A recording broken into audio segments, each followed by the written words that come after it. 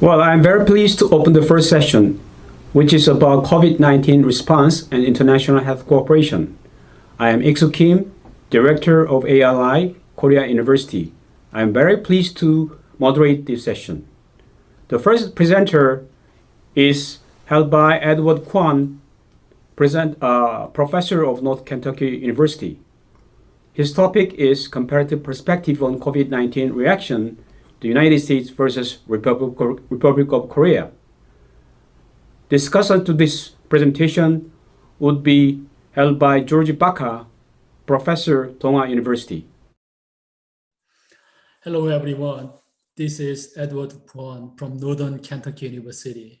Today, I'd like briefly present about comparative perspective on COVID-19 reaction, the United States versus Republic of Korea. Right now in the United States, the largest case report of coronavirus, I believe this one fully results from the failure of the leadership of the current administration of Donald Trump.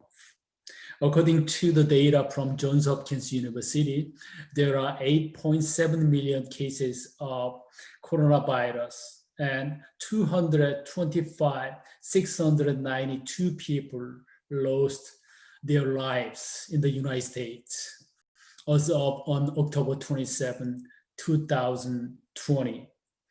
More than 85,000 new cases of the virus were reported across the country on October 24.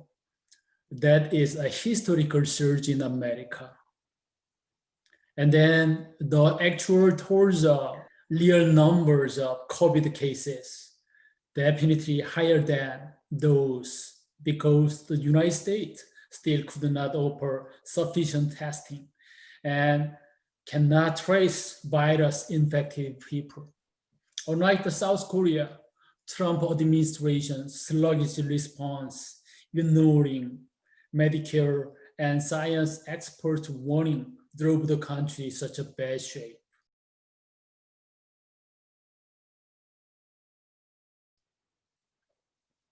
On top of that, chronic problems of underfundings of public healthcare system left hospitals ill-prepared for proper treatment of sickness, and racial polish left under poverty people and African American vulnerable to infected coronavirus. On October 2nd, President Trump was hospitalized at Walter Reed a day after he announced his positive diagnosis. Following the COVID-19 guideline of United States CDC, Centers for Disease Control and Prevention, President Trump should be quarantined for at least more than 14 days, but he totally ignored the guideline and rushed to return to the White House on October 5th, Monday. Even during his hospitalization period on October 4th, Sunday evening, he greeted his supporter riding, SUV. Such irresponsible behaviors are nothing but only the tips of iceberg. A majority American disapprove of Trump's handling of pandemic based on several opinion polls. Before COVID hit the United States in February 2020, Trump recognized the seriousness of the virus, but he deliberately played down the virus. That proved by Bob Woodward information and his interview with Trump. However, later on in March, Trump delivered a false information that the virus was, quote, very much under control, quote, and the case would soon be close to zero. Further, he publicly implied that the flu was more dangerous than COVID-19. Many scientists and disease control experts strongly recommend that wearing mask maintaining social distance are the only measure to control COVID-19. However, President Trump has been totally ignored the recommendation and mocked Democratic presidential candidate Joe Biden mask wearing habit in presidential debates. As you can see, this is the map reported by Johns Hopkins University. This large circle means many cases reported. As you know, this New Jersey and Florida and Texas and California and Illinois reported huge amount of those infected people. I can summarize about major problems of the United States reaction. Number one, ineffective travel restriction. Number two, insufficient COVID tests. Number three, misleading guidance for wearing mask. Number four, sustaining economy at the risk of people's lives. And the last, individualism of a government restriction. Let me briefly explain one more further detail about those one. Ineffective travel restriction. On January 31st, Trump announced restricting entry to the United States from China after a month later, the first case in Wuhan, China had been reported. But the travel ban had to apply all foreign entry people coming to the United States. But it did not apply to family members of American citizens and permanent residents returning from China. Within 2 months since the policy adopted, almost 40,000 people come to the United States from China. In addition, many COVID-infected people arrived in the United States exactly came from the Europe. Even Trump administration policy did not regulate quarantine against people who entered the United States. Since some of them may have had the virus, the United States highly exposes a danger of rampant spread of the virus. But South Korea, they strictly applied about very rigorous travel restriction. And then epidemic investigation supporting system, tracing potential COVID-infected people in thorough manner using cell phone and GPS, credit card record, CCTV footage, etc. But United States do not regulate about self-quarantine of 2 weeks. So because of that, so many people unnoticingly infected coronavirus. And then the other one is insufficient COVID tests. The CDC develops its own test toolkit in January, but the test toolkit found serious defect. It takes several more weeks to fix. In addition, most of states experience a shortage of test toolkits. While the New York region became global center of the virus, in the early stage, widespread testing could protect many people, providing warning signs. But very limited capacity of virus testing and huge demand of tests made longer period to protest results. While people are waiting for test results, many are also spreading the virus. In South Korea, typically, I believe, within a couple of hours, they knew the test result. But in the United States, it's horribly. Sometimes it takes more than a month and more than a weeks. This is a pretty much a serious situation have now, not enough test toolkit. But in South Korea, upon strong leadership of President Moon's government, swift reaction and massive financial support toward medical industry to develop and produce test toolkit and preventative equipment is the right and correct manner to fight with COVID-19. And then the other one, we can say misreading guidance for mask. Wearing masks and maintain social distance are only efficient measure to protect people and prevent infection from the COVID virus. But United States did not agree on mask from the beginning. Trump intentionally avoided this wearing mask as a way to prove him as a strong man.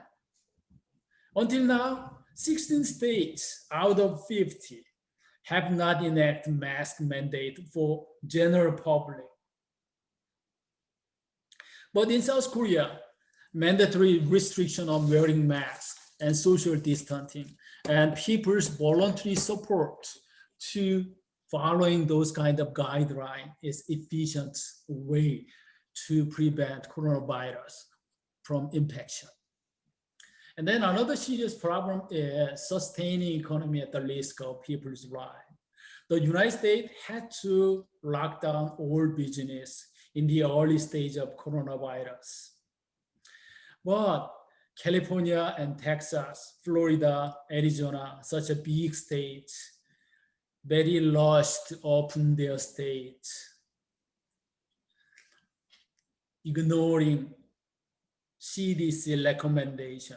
According to CDC, I mean United States CDC recommendation, benchmark of reopening was for a 14 days drop in COVID cases and lesser than 45% of positive virus test results. But those big states totally ignore this one. And then even Trump pressure and strong pressure to all those states reopening their business. Major issue is those sluggish economy triggered by COVID in jeopardy his re-election chance.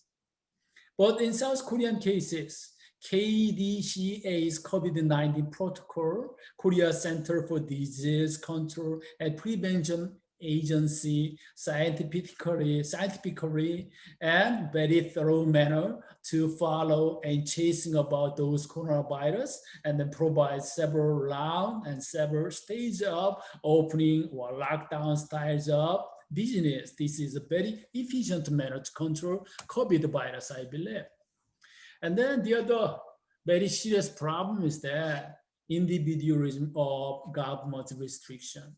In United States, we have more than 50 different states. They have different rules, different law, different standard. It is very difficult to manipulate and manage unified manners control COVID virus. And then the other serious problem is that according to Democrats, privacy right and those individualism is prioritized over government restriction. Sometimes privacy rights do not allow to know who were infected virus in the United States. And then even most of Americans are very reluctant to regulate privacy right for public health care. And then even right now, the United States, many people is very sick and tired through those kind of mistrust each other. And then sometimes social responsibility have degraded by the misguidance of President Trump. But in South Korea, IDCPA law in 2015, I mean the Infectious Disease Control and Prevention Act allowed to collect personal information for contact tracing purposes and dissemination of information protecting personal privacy. So every South Korean pretty much knew that who were infected, where they should not go, so on and so on. But in recently, the United States, Google and Apple developed such types of warning tool app of COVID infection, but only a few American people voluntarily to install those software. So based upon those kind of serious mistakes, the United States should learn from South Korea's successful management of COVID-19. I strongly recommend that. And then one good news is right now, American pharmaceutical company, for example, Johnson and Johnson and Pfizer, they are waiting for approval of corona vaccine. Maybe the end of this year or early 2021, vaccine will come to the market. Thank you. Okay, hello and welcome to my presentation, which is entitled Eastern Surveillance, Western Malaise, and South Korea's COVID-19 response. My name is George Baca. I'm a professor of anthropology at Donghua University. I teach in the GSIS program. So the title, Eastern Surveillance and Western Malaise, I'm going to focus on the South Korea's response has highly relied upon surveillance, which is very problematic kind of control of the population. Meanwhile, it has been understood through this mirror of Western malaise, through the West, especially the United States government agencies have totally botched the pandemic. And the United States right now, it just hit 90,000 new cases today, is an absolute disaster. Now, it's very easy to look at South Korea with this idealistic views of Western malaise and celebrate it. But what I want to do is focus on the way in which the government and corporate powers have used the have developed a response for these political purposes. So first of all, the issue of Western malaise. Critics of Donald Trump and leaders of the Democratic Party in the US, they praise South Korean efforts for containing COVID-19. Instead of testing and using masks and containing the virus, the US Congress passed the Coronavirus Aid, Relief, and Economic Security Act, called the CARES Act. And what it did is it diverted $500 billion to the largest corporations, illustrating what Naomi Klein calls disaster capitalism, where these large corporations, they use disasters rather than find ways to protect the population to make profits. And so this is a great example of the U.S.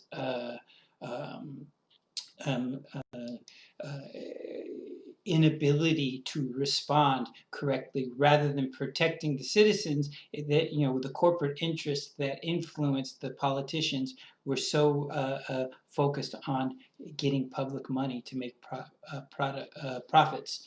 So this has led to an idealizing of the South Korean state.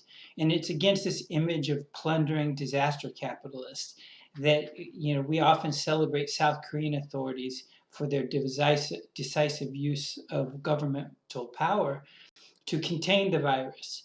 But this rush to celebrate the COVID response in Korea is also a rush to celebrate oligarchic dominance, which is very worrisome. And to just praise South Korea and hold it as a model that the West should copy, it's based upon willful ignorance of the really heavy problems, social problems that South Korea has.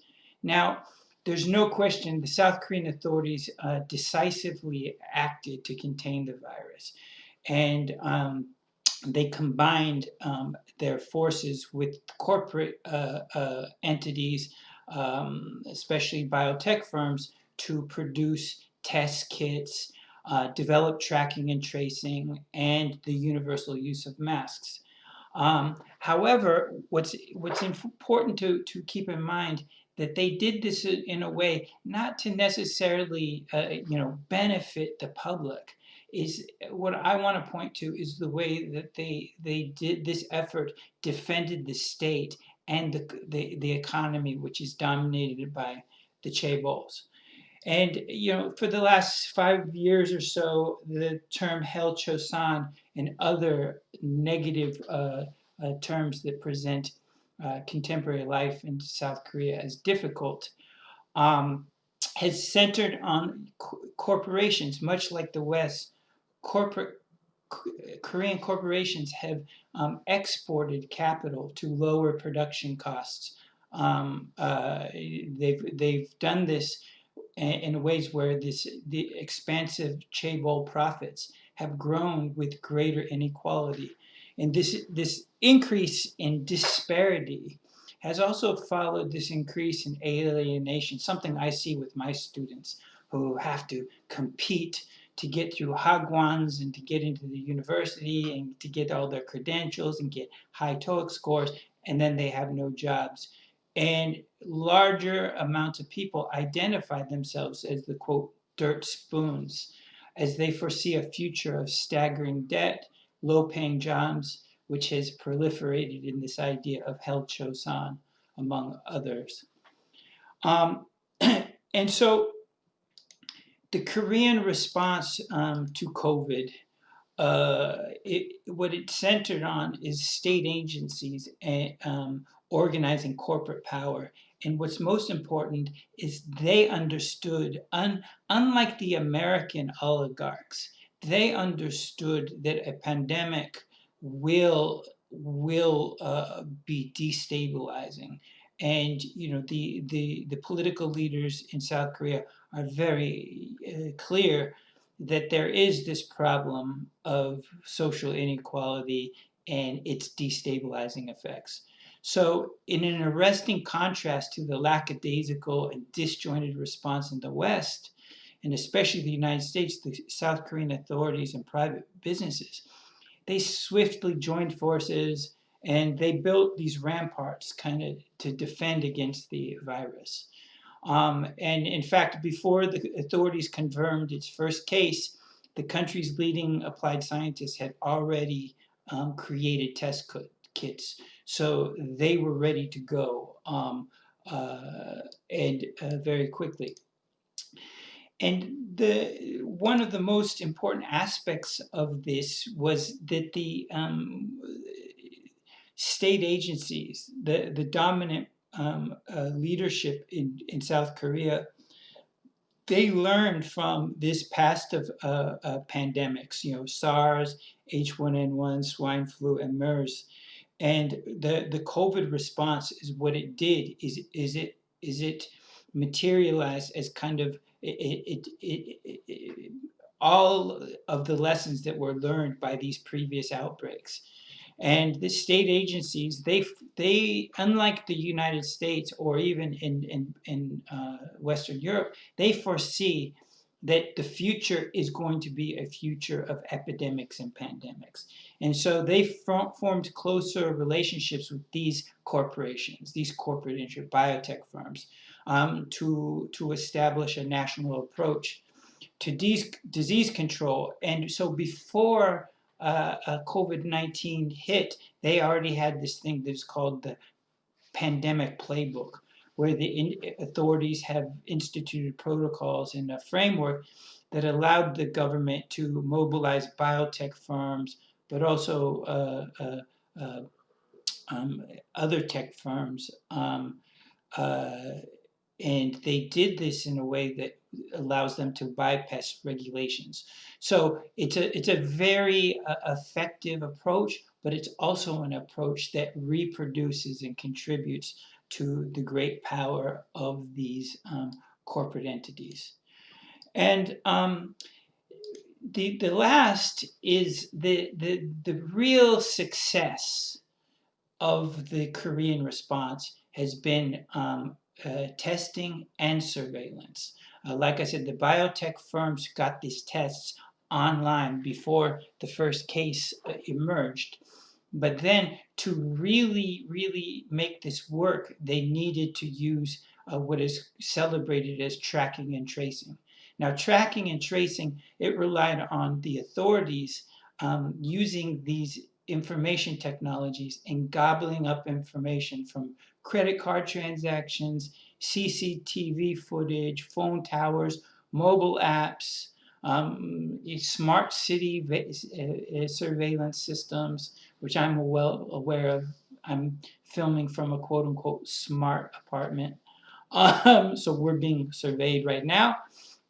And so the thing about this, and this is the critical element, rather than just celebrating Korea against the disaster of Donald Trump in the US, which is easy to do. Like, for example, I'm glad I don't live in the US, I live here. That said, we need to have a more critical view of how this COVID response has dovetailed with other problematic aspects of society. And in this case is what is called surveillance capitalism. COVID efforts contributed to this phenomenon that Shoshana Zuboff calls surveillance capital, where Korean firms, they use mobile apps and other surveillance techniques to claim human experience as a quote unquote raw material to create behavior data. And originally, this started with Google and these other companies in the U.S. in the early 2000s. And originally, this data was sold to companies to kind of help understand people's behavior. But what Zuboff points to is ultimately surveillance capitalists, they seek to acquire predictive sources of behavior surplus to the degree that it's more than just predicting, but it's actually shaping, coaxing, and herding behavior to specific political outcomes. And so if the South Korean case has been the most successful in kind of keeping the society together and not allowing the pandemic to be very disruptive, the other thing that it's done is it's provided a really good example of how to use this pandemic to expand their already great powers of surveillance to create these commodities, to produce these things that can not only predict behavior, but shape behavior in ways that are very problematic for democracy. So what I would like to do is I would like to conclude that, it's a very facile and a very banal point to say that South Korea's COVID-19 response has been the best in the world. It has, it's obvious, and to just say that is a very banal point. But at the same time, we must keep a critical eye on the profound social problems rising from inequality and this contracting domestic economy in South Korea when we discuss the pandemic. Because now these pandemic responses has given the government and corporate powers these new forms of rule and control that dovetail with an economic policy that is fostering inequality and contracting the domestic economy. So you have a contracting domestic economy while chaebol profits are very high. So South Korea's response should not be seen as a positive alternative, something that should be that could value like Americans or Europeans. Instead, my argument is it provides an approach to pandemics that is consonant with corporate dominance of Korean society. So if anybody should be trying to model it, it's the oligarchs of the West. The oligarchs of the West are missing out. And whether the oligarchs of the West take this approach or don't, the general public will continue to pay the price either way. So I will conclude on that very positive statement, and thank you once again for listening to me, and I look forward to any comments, and And the findings for this presentation have been published, which I will submit a link or the citation. Okay, once again, thank you very much and have a good day. The second presentation will be held by Peter W.S. Chang, President, Asian Health Literacy Association, and he's also served as a former national ombudsman. His presentation topic is reflection on the strategies Taiwan defeats the COVID-19. Discussion to this presentation would be held by Unju Chi, Professor, Korea University. Hi, how are you, my dear friend? I'd like to introduce myself first and share with you the reflection on the strategies of Taiwan to defeat the COVID-19 pandemic. Myself, a professor in the medical school and a physician, I serve as an ombudsman in the National Control Yuan from 2018 to 2020, this summer. Currently, I'm a CEO and president of iCare Global Health Institute. Also serve as the president of the Global Taiwanese Medical Alliance, as well as the vice president of the International Health Literacy Association, based in Boston, and the Asian Health Literacy Association, which is the international cross-border non-governmental, non-profitable organization focused on health literacy and education. It is a great pleasure for me to share with you the experience Taiwan has gone through since the early this year, 2020, till today. It's almost 10 months since we start the pandemic. The first part, I would like to have a very personal but also professional reflection of what has been gone through in Taiwan in the last almost 10 months. There was very little information about the beginning of this infectious disease since last year. There was scarcity information, but the earliest note we got is from Taiwan CDC regarding a possible human-to-human transmission of a virus disease in Wuhan, China, in December 30, 2019.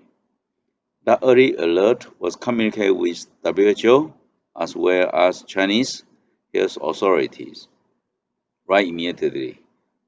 But confirmation took a little bit longer until WHO and many other countries report the confirmation of cases, which is already went to many other countries.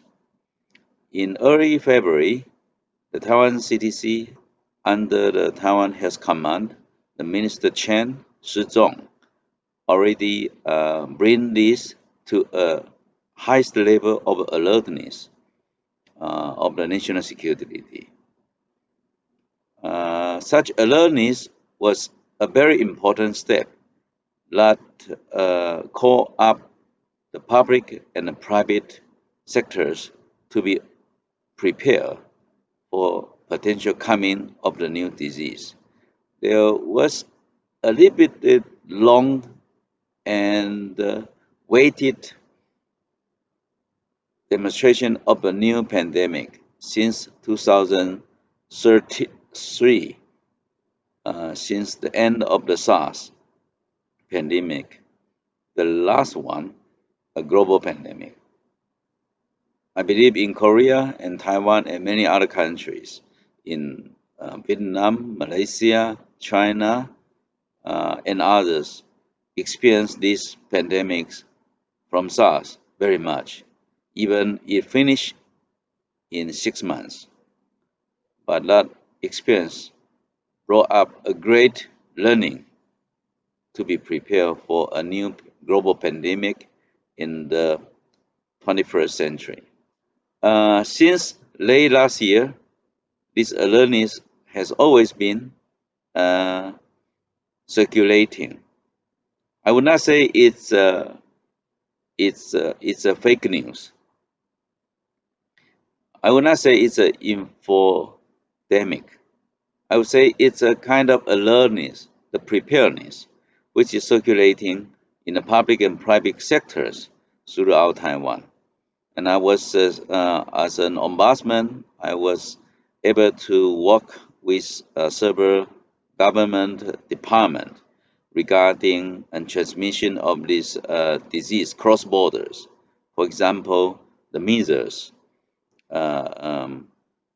transmitted through aircraft in the last 2-3 years, and there were dengue fever cases cross border to Taiwan and in many other countries.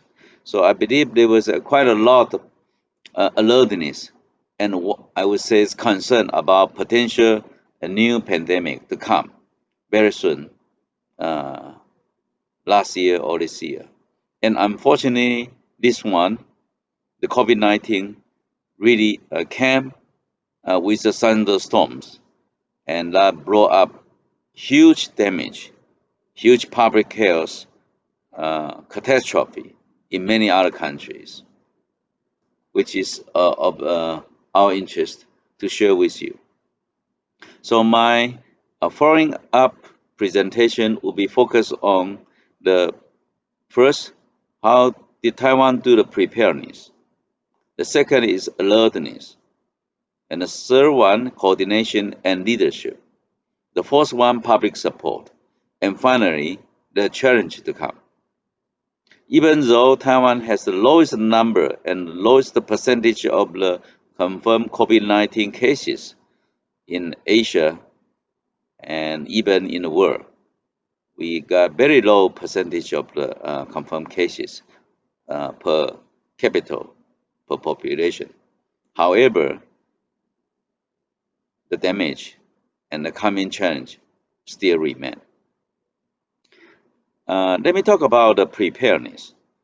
Since 2003, the SARS in Taiwan, and the government revised quite a lot of disease control laws, which paved the way for us to be better prepared to face the challenge, including all the hospitals. Huge hospital has to prepare for a negative pressure bed, which would isolate contagious patient right in the beginning. Even though the investment were huge, many hospitals, even private hospital, complain about spending a lot of money, but not really using it. However, that investment of more than 15 years has paid it completely. That prepare for emerging infectious disease cannot be done overnight.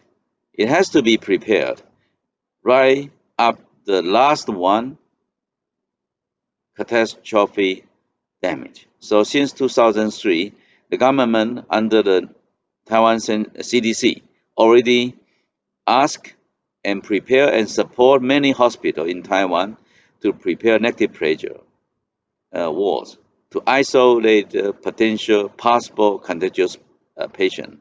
The second one is practice of receiving the patient with suspected infections.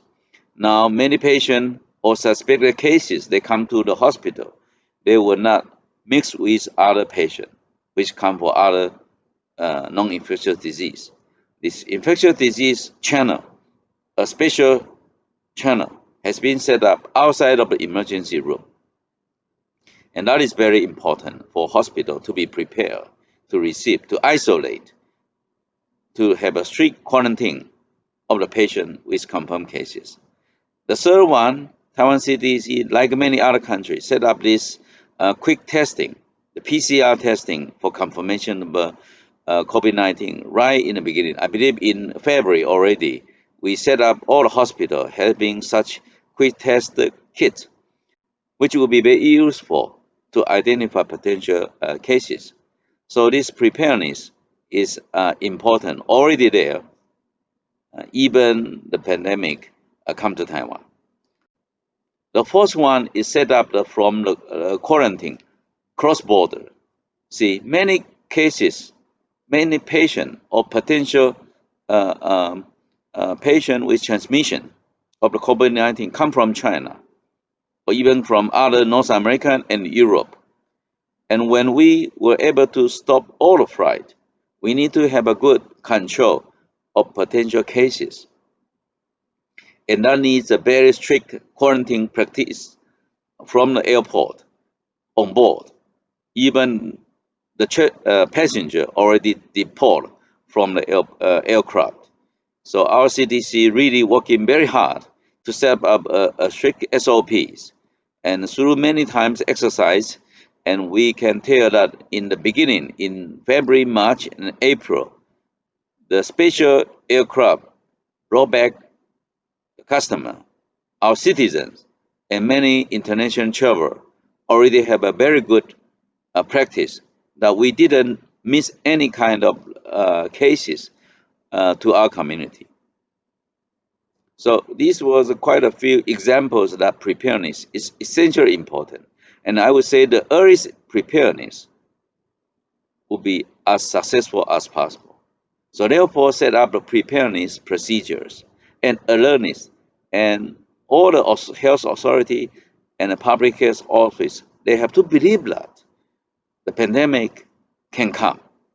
Many countries, they didn't see this is possible, and that proved to be a big waste in terms of health resources and human resources to this potential damage.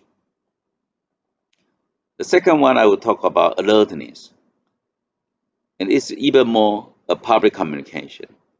And as we have a very good law and hospital already, but you see, the public will be under great threat if they do not know what's going on. And so our command center for this pandemic, led by Minister Chen Shizhong, has proved to be very, very useful, because he was able to brought up a good team to come to the television, online, every day, even national holiday, even Sunday, Saturday, every day. He never missed any kind of a good opportunity to communicate, to brought up the awareness. Certainly, Minister Chen become a very famous hero in Taiwan through this big fight to the COVID-19. But himself was able to show the alertness brought by the public was very, very important.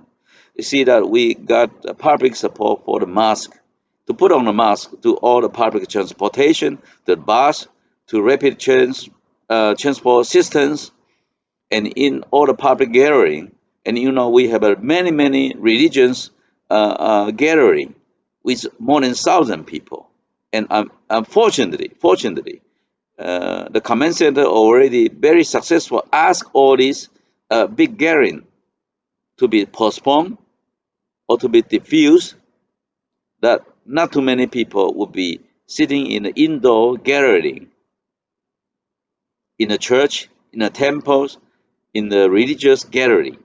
And so this is very important. And in a country like Taiwan, with good freedom and democratic and choice, and if the public do not bring the awareness between themselves, the fight would fail.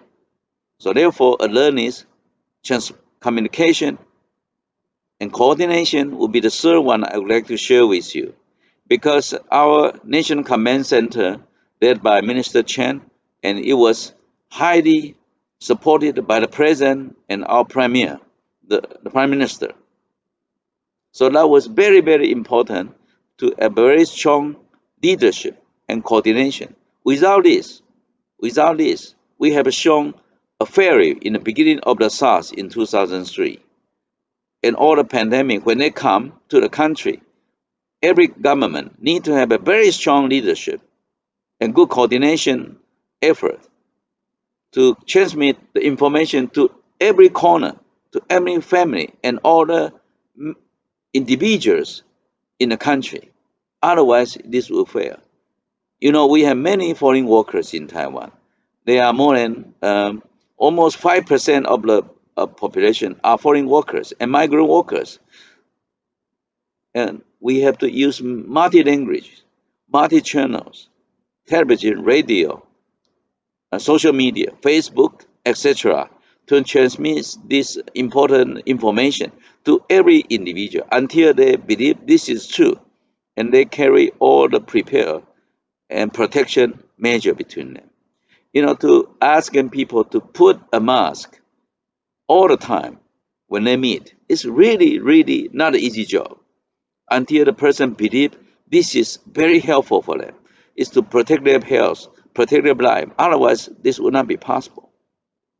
Our command center also very successful in leading and contact tracing procedures, which is under the very tight epidemiology approach that all the potential confirmed cases, they will be follow up with all the to follow up to identify those potential contact individuals.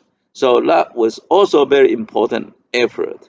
And I spent a lot of human resources. I appreciate all the public health office and community health workers. They have contributed to this successful containment.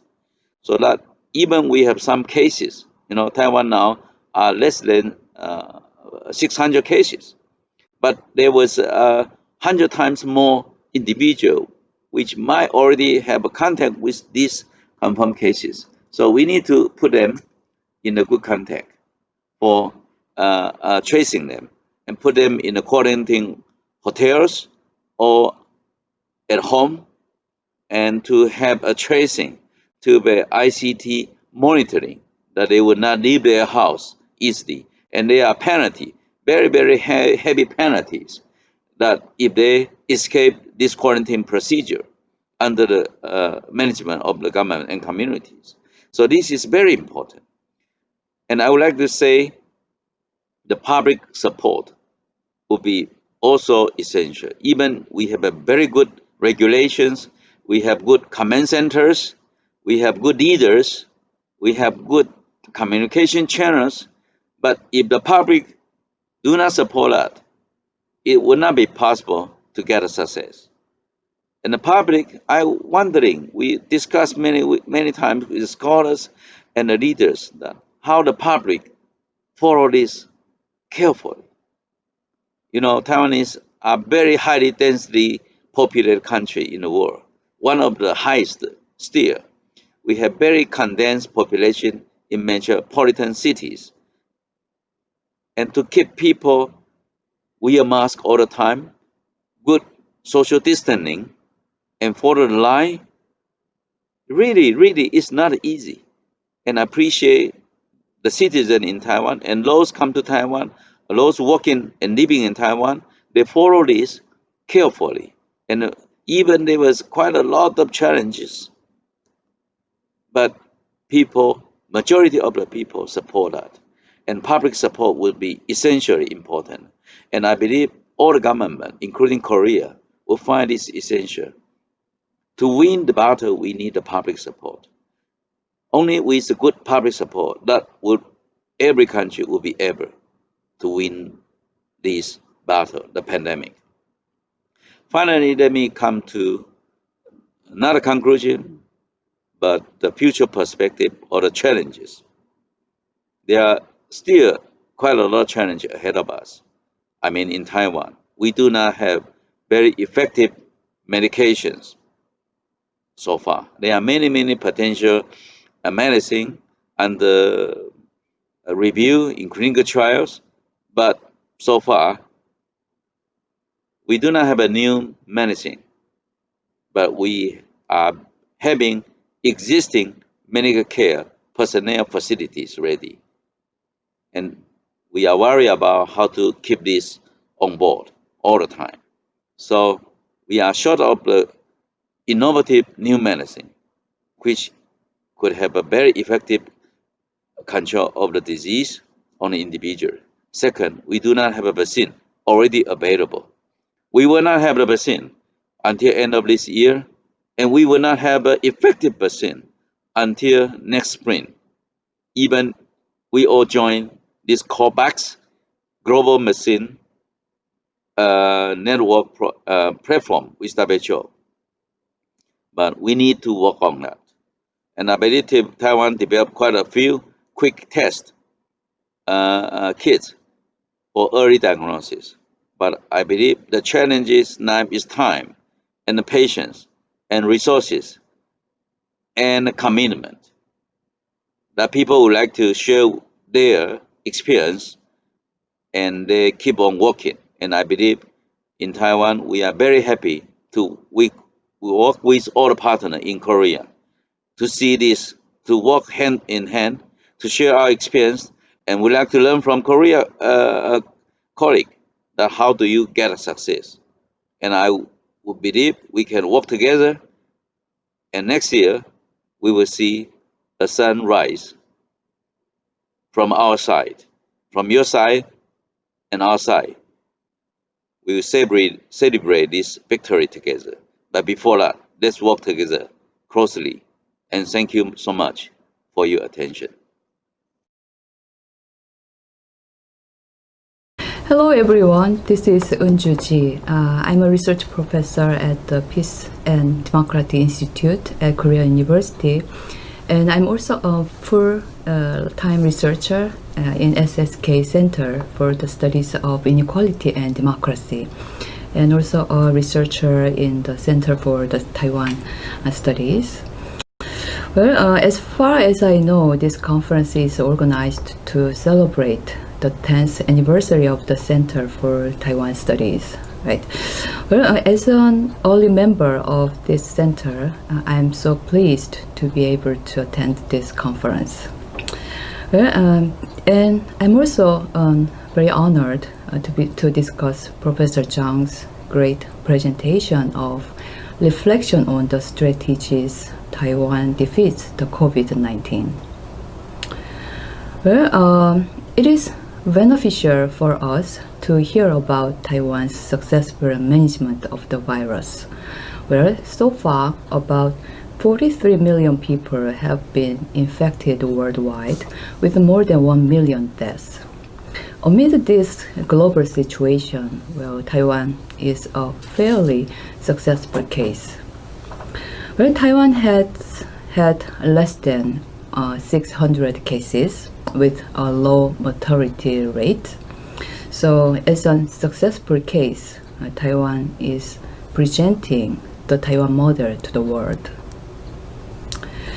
Well, when the virus first began to spread, countries around the world showed three forms of response. First, some countries immediately blocked the spread of the virus, protecting its people from infection.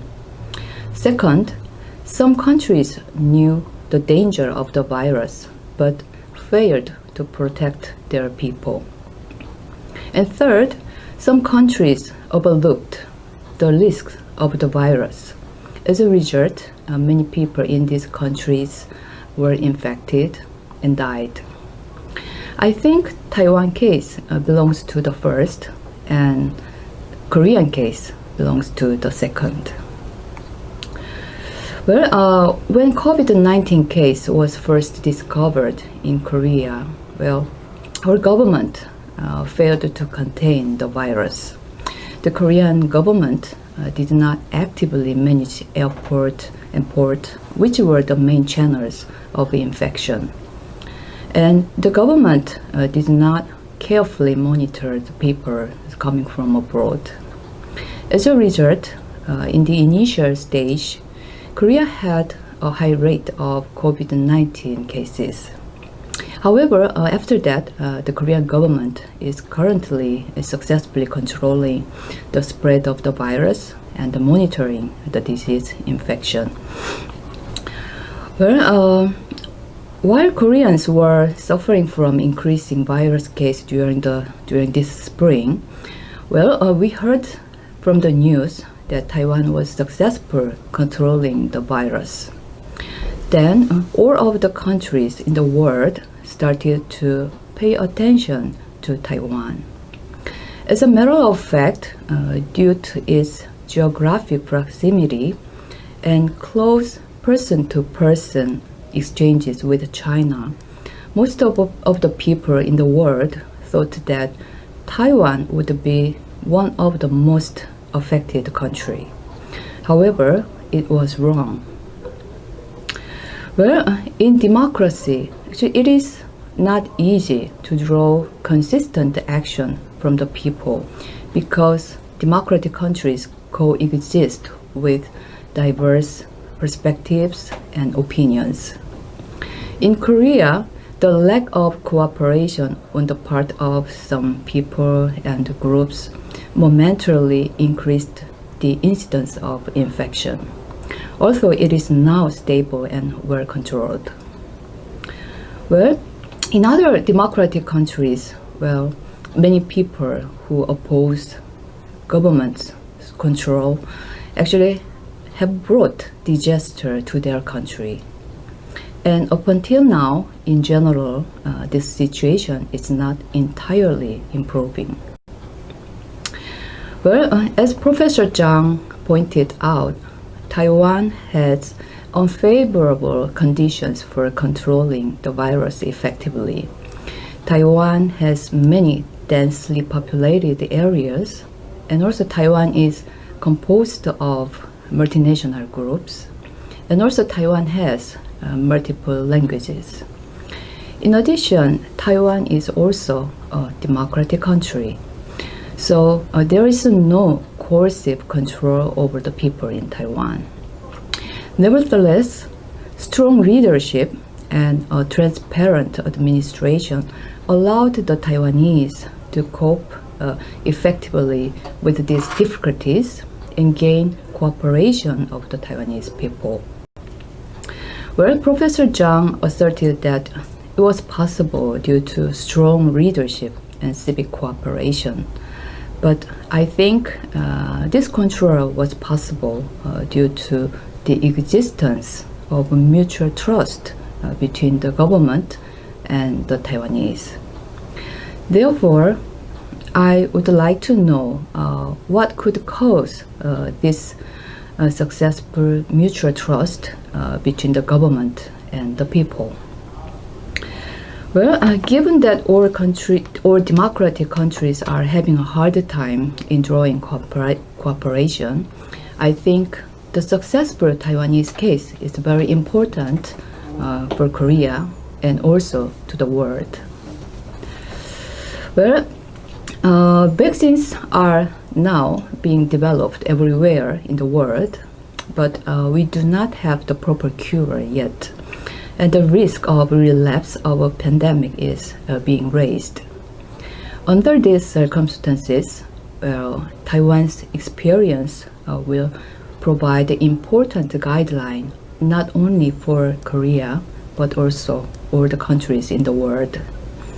While the exchange of information and the experiences by experts and scholars is important, I think Taiwan's effective leadership and mature civic awareness are also an important resources to deliver, to import to the world. Well, again, I sincerely thank Professor Zhang for taking this precious time for sharing Taiwan's experience despite his busy schedule for quarantine. And also I hope that Korea's experience as another successful case of controlling the spread of virus will also be helpful to Taiwan. To this end, I think close cooperation and exchange are necessary between Korea and Taiwan. But actually it is necessary to exchange experience of success with each other and then present a model of disaster recovery to the world together. Thank you.